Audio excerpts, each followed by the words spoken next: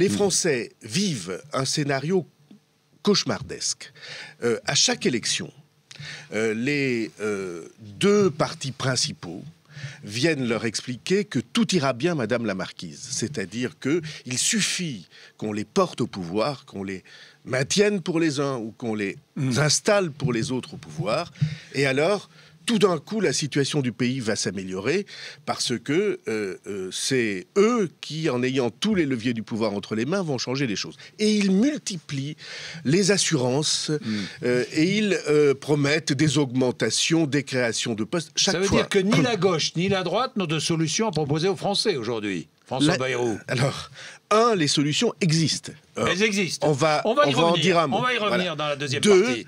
Il y a en effet dans cette surenchère des deux partis qui exercent ensemble le monopole du pouvoir en France, un ferment de décomposition de la politique parce que nos institutions font que chaque élection est une tromperie. Et les gens y croient. Chaque élection est une tromperie. Depuis 20 ans, en tout cas, chaque élection est une tromperie. Parce que vous n'avez pas été élu. Pas du tout. Non, mais attendez, c'est mon rôle. Hein. Honnêtement, je vous pose des questions. Cette question n'est pas à la hauteur de ce que nous sommes en train de dire. Oui, il ne s'agit pas de moi. Oui.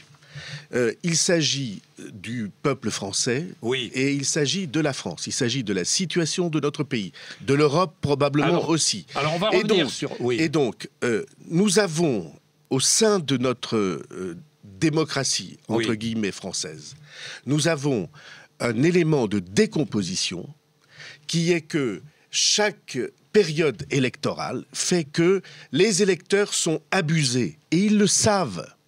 Alors, de deux choses l'une. Les électeurs sont trompés par les responsables politiques. Oui, monsieur. Les électeurs sont trompés par les candidats qui se présentent devant eux en leur dorant la pilule et en leur expliquant qu'il suffit de mettre le bon bulletin et ils vont voir tout d'un coup leur rêve se réaliser.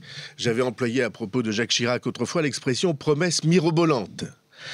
Et puis on vient de voir dans les élections actuelles, François Hollande, promesse mirobolante. François Hollande promettait pour 2013 une croissance de 1,7%. Et Nicolas Sarkozy promettait une croissance de 2%. On aura zéro.